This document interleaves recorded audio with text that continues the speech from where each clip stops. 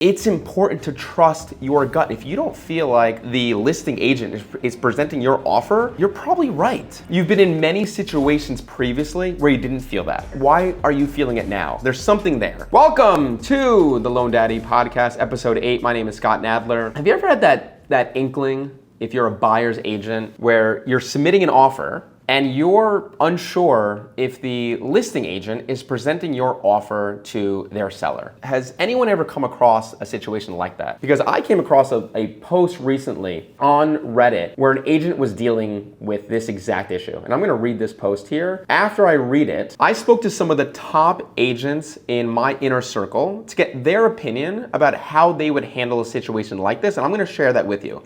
But let's start here with this post. The title is Listing Agent I Think Isn't Presenting My Client's Offer. And he goes on to say, I'm a buyer's agent in New York and I'm looking for some advice on a situation that doesn't feel right.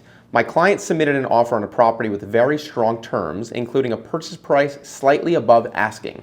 The listing agent has been stalling us for about a week and keeps saying there's only one other offer. However, I have concerns that our offer may not have been presented to the seller. The reason I'm concerned is that the listing agent also told our lender that we should start looking at other houses for our buyers, which seemed unusual given that he claims the seller is still considering offers.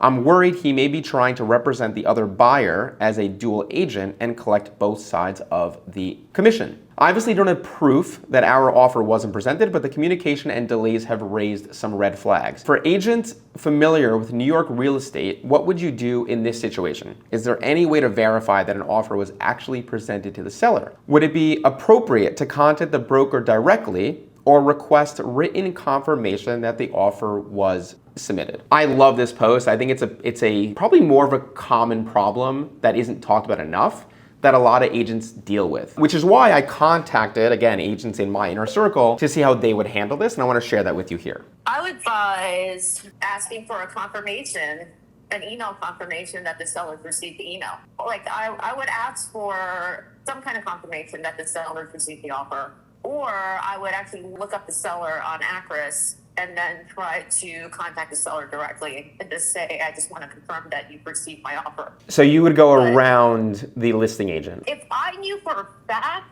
that there was like something super shady going on, then yes. Mm-hmm. There's no way to prove it. I think the agent is concerned that the listing agent is trying to become a dual rep and working with other direct buyers only and then not presenting. Oh, of course. Yeah. There's a lot of really dishonest people there. Right. If they're both from real brokerages, he should have his manager contact that agent's manager and let the managers kind of like deal with it. It is unethical to, not show unless the only time it's allowed is if the seller has said, look, don't bring me any offers that are below 3 million. Right.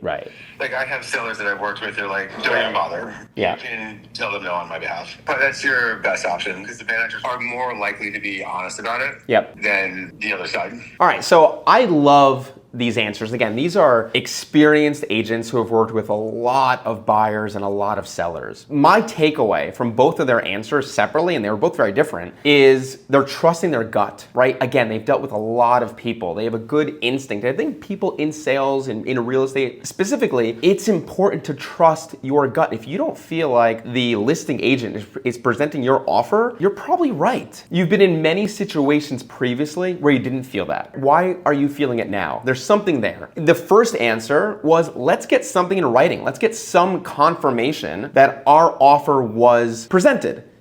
Do we get a declination letter? Do we get an offer something showing that our offer was accepted or a counter offer? Something. That's probably the first step. But then if you listen to that second call that we had, maybe that's more of the nuclear option, where unfortunately, it is what it is. Unfortunately, there are shady actors in our industry. There are people who do not operate in an ethical manner. And we've talked about this many times before. They're more transactional than they are relationship driven. And if you feel like you're in a situation like that, maybe you do go around them and you go to Acris and you contact that seller directly to make sure that they received your offer. Again, that might be more of the nuclear option, But you're trying to work on the best interests of your buyer. If that's what you have to do, that's what you have to do. So let me know what you think, how you would handle a situation like this, because I'm sure many of you have been in situations like this before, and many of you have probably handled it differently than the two agents that we just spoke with. So I want to hear from you. Let me know in the comments, and if you're not already part of the inner circle, what are you doing? Join. DM me Inner Circle and I will get you added for a lot more Inner Circle Loan Daddy content that a lot of agents are using to close more buyers and sellers and increase their GCI immediately. With that, I will see you on the next episode of the Loan Daddy podcast. Thanks.